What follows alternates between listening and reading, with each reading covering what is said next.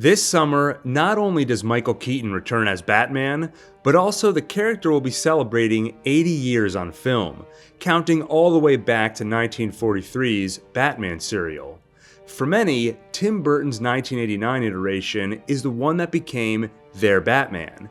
There are a lot of elements which came together to make the movie work. The darker tone, Jack Nicholson's performance as Joker, Danny Elfman's score, and so on.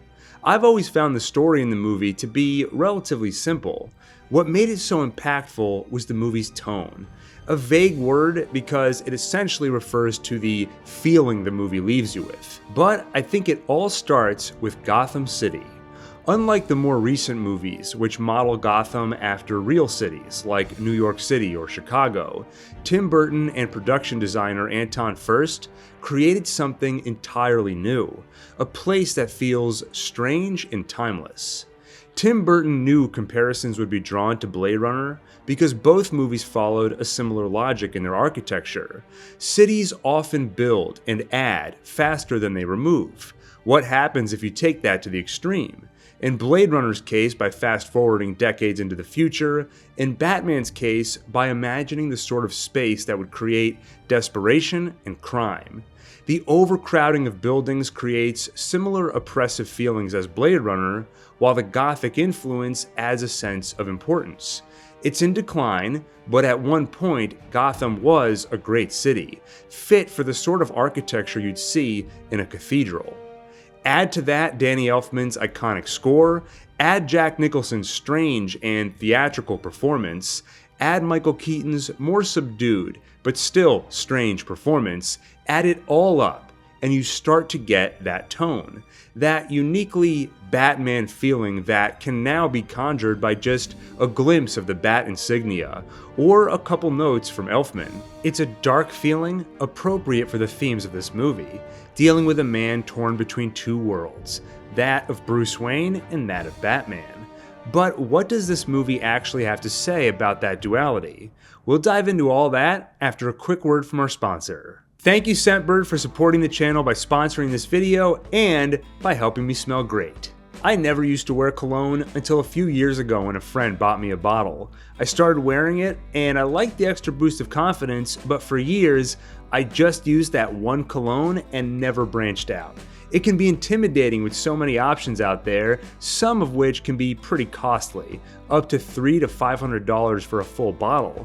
But what if there was a way to explore more fragrances, even those expensive ones, not with just a quick whiff at a store, but a 30-day supply so you can try wearing it for a month? That's where Scentbird comes in. Scentbird is a fragrance subscription service with a mission to empower each and every person to express themselves through scent.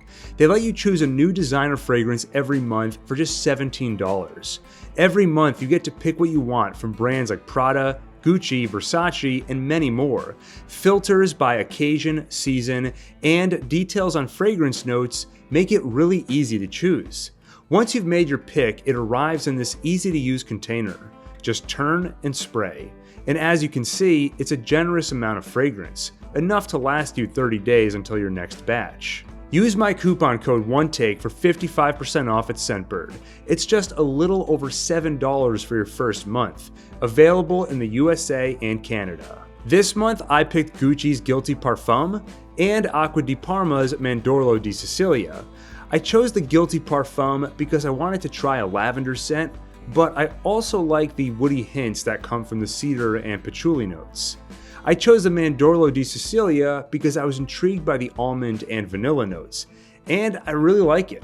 Smelling it honestly makes me want to grab a cookie or a slice of cake, and if people think of their favorite desserts when they're near me, I don't mind that at all.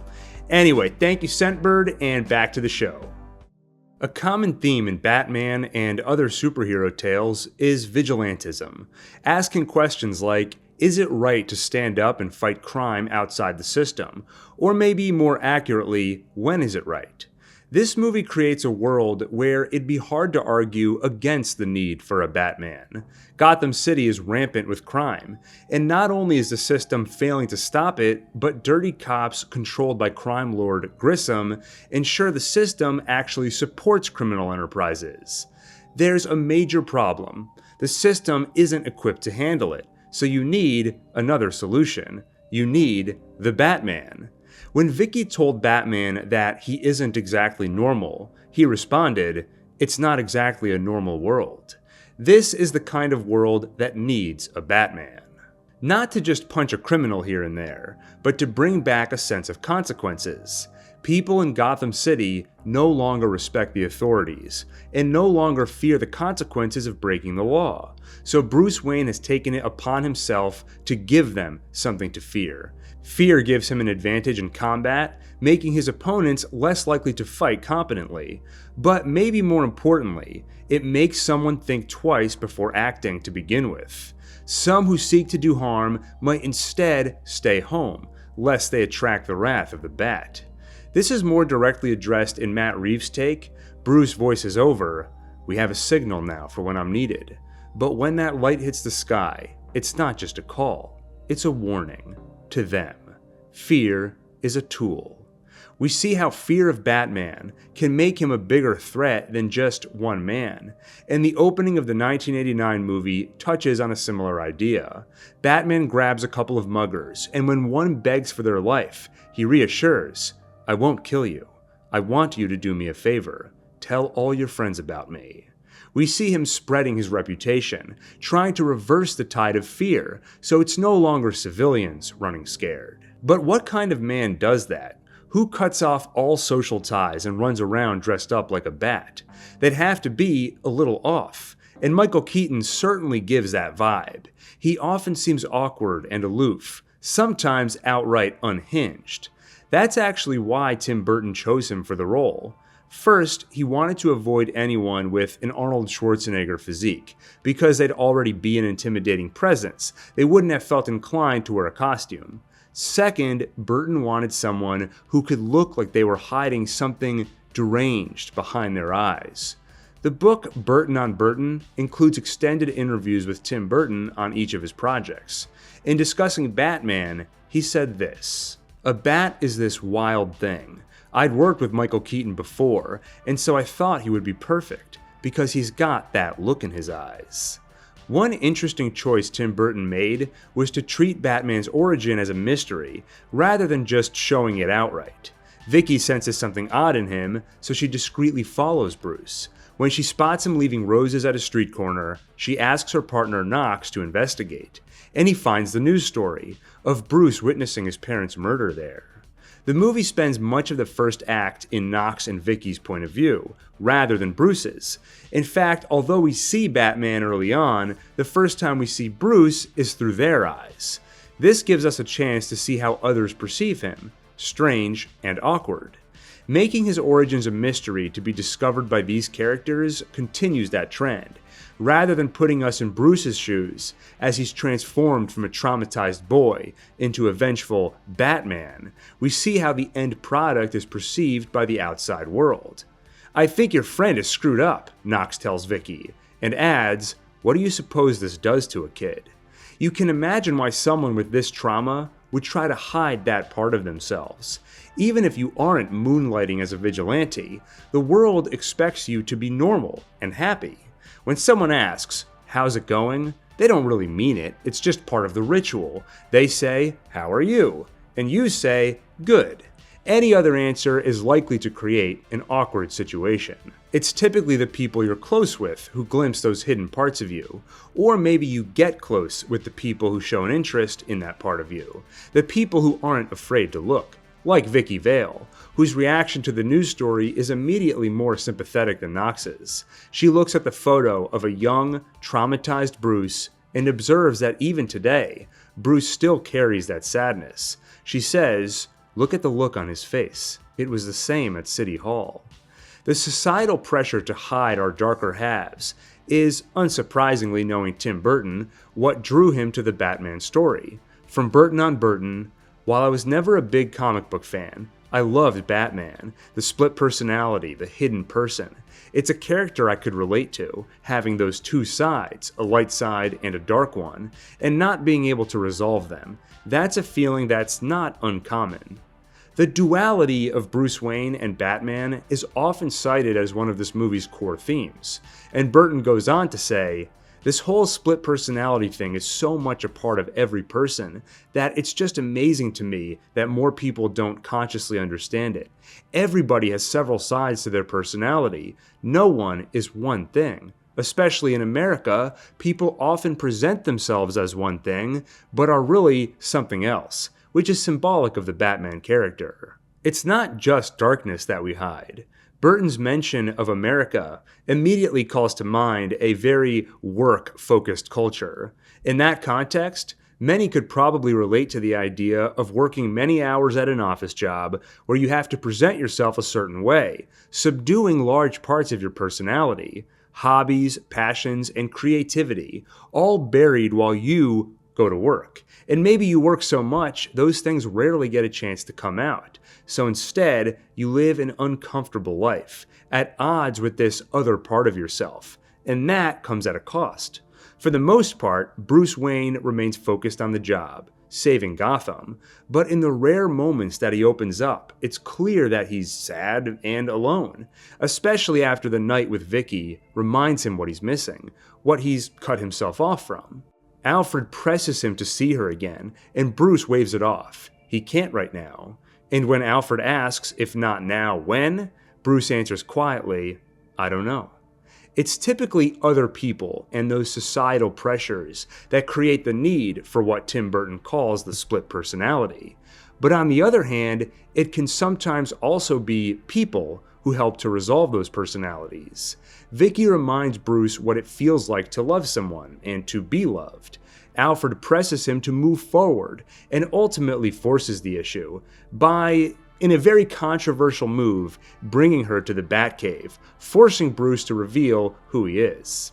You can debate Alfred's decision here and imagine how a real-world corollary would be a complete invasion of privacy and a betrayal. If someone is hiding a part of themselves and you out them without permission, probably not the best idea. But some degree of encouragement could go a long way, and in Bruce's case, it works. He doesn't resolve his two halves overnight, but when Vicky asks if they'll try to love each other, he answers that he'd like to. So he will try, and that's a start. But it will certainly be a challenge. At the end of the movie, Alfred picks Vicky up for a date with Bruce, but warns that he'll be late. She laughs it off, and it's played as a sort of final wink before the credits roll, but it also alludes to the fact that the challenge of being both Bruce and Batman is far from over. To resolve the two personas, Bruce has to find a way to balance his time between both, and be comfortable as a human being after spending the night as a monster. There's a question this movie hints at, but doesn't explore much. It's again something explored further in the more recent The Batman. The question is Batman really fighting for justice? Or is he just using his war on crime as an excuse to indulge himself in some violence, using criminals as human punching bags? As a billionaire, there are many avenues Bruce could take to clean up Gotham, but you get the feeling he wouldn't find it anywhere near as satisfying if he wasn't personally the one with his hands around their throats. He wants to hurt people, and perhaps more than justice, he wants revenge on the criminal element as a whole, and conveniently on Joker himself, who is ultimately revealed as the one who killed Thomas and Martha Wayne. Resolving the different parts of yourself doesn't necessarily mean integrating them all. Sometimes it means learning to let go of, or live with the darker parts without indulging them in unhealthy or immoral ways. Some Batman stories have explored what happens when Bruce overindulges in vengeance, and he starts to border on sadism. If he went too far, you could easily imagine his origin story as that of a villain rather than a hero. And of course, this movie offers the other side of that coin in Jack Napier. Like Bruce, he too was hiding a darker side, and considering he was the right hand of a crime boss, that's saying something. Even in the criminal underworld, he had a reputation for being a little off. When Jack tries bossing Eckhart around, he scoffs that he answers to Grissom, not to psychos, and he promises Jack that he doesn't have a future in Gotham's mob, because, quote, you're an A1 nutboy, and Grissom knows it. Later, when Alfred digs up information on Jack Napier, we find out he was arrested for assault with a deadly weapon at age 15, and the results of his psychological profile: violent mood swings, highly intelligent, emotionally unstable. The implication is that he's had some proclivity for violence from an early age, and perhaps where Grissom and Eckhart are on the wrong side of the law for money or power, Jack is there because it's an excuse to inflict the violence he so enjoys. And that may be something he has in common with Batman. Even before his transformation into Joker, Jack clearly reveled in his kills with a touch of theatricality. Before pulling the trigger, he likes to ask, "Have you ever danced with the devil by the pale moonlight?" Just because he likes the sound of it. What exactly that phrase means is open to interpretation.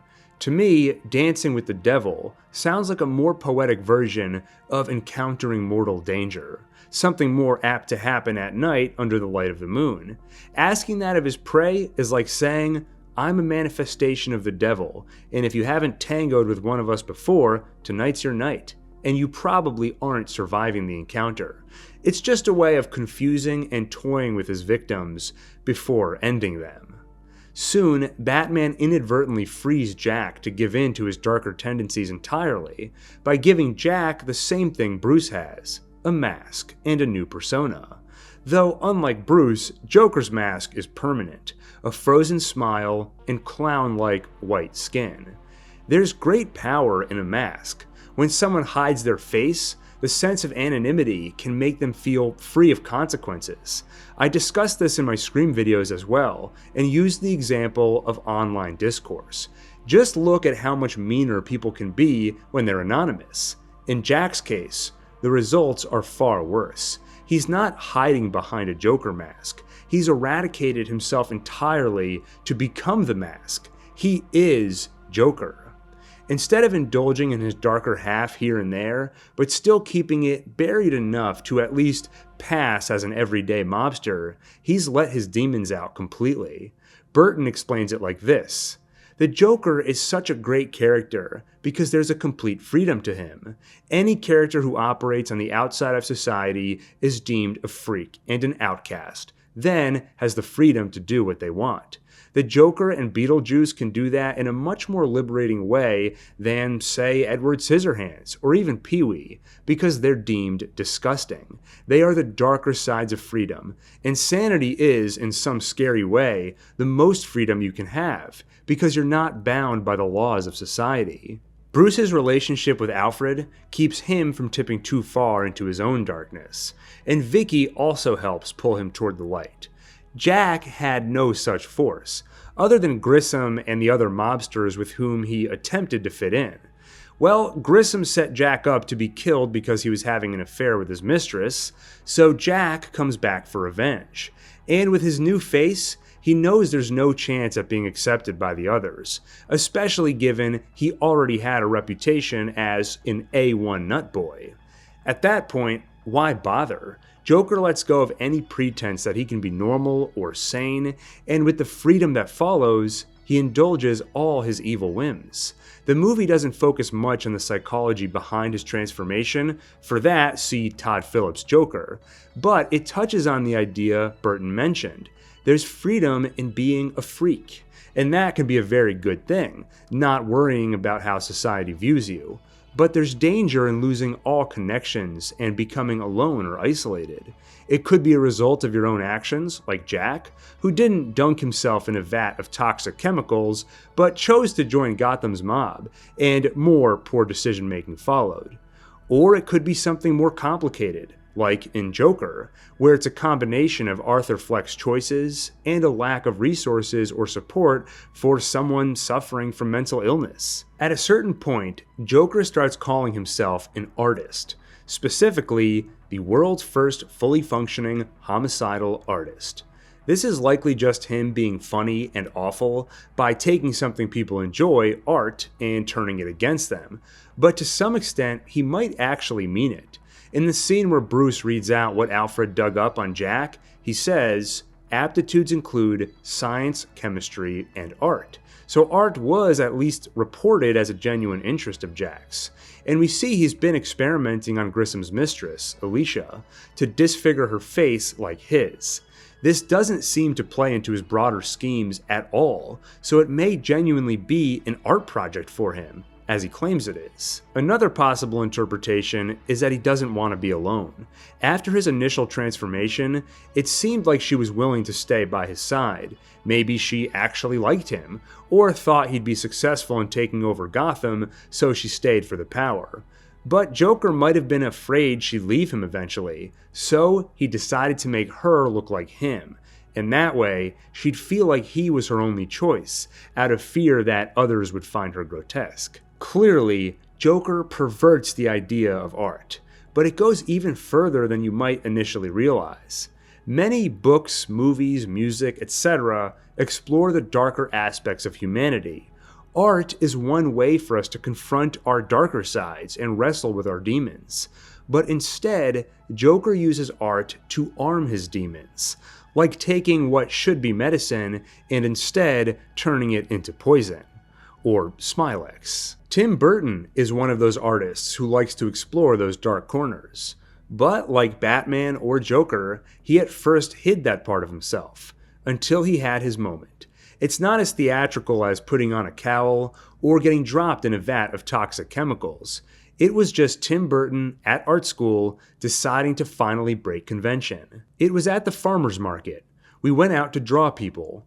I was sitting there getting really frustrated trying to draw the way they were telling me to draw, so I just said, "F it." I truly felt like I had taken a drug and my mind had suddenly expanded. It's never happened to me again quite that same way. From that moment on, I just drew a different way. In the end, Joker is too far gone and killed in the process of attempting to murder large crowds of Gotham citizens. Meanwhile, Batman decides that he will try to resolve his two sides. He'll remain Gotham's guardian without letting go of his humanity. But the final shot is not Bruce Wayne, it's Batman. The darkness has a strong grip, and in Gotham especially, the criminal element never rests. So, neither can Batman. I think we can wrap it up there. If you enjoyed this video, make sure to like, subscribe, and hit the bell icon for more. Thank you Scentbird for the sponsorship. Check out the links below. And with that, thank you for watching, and see you on the next One Take.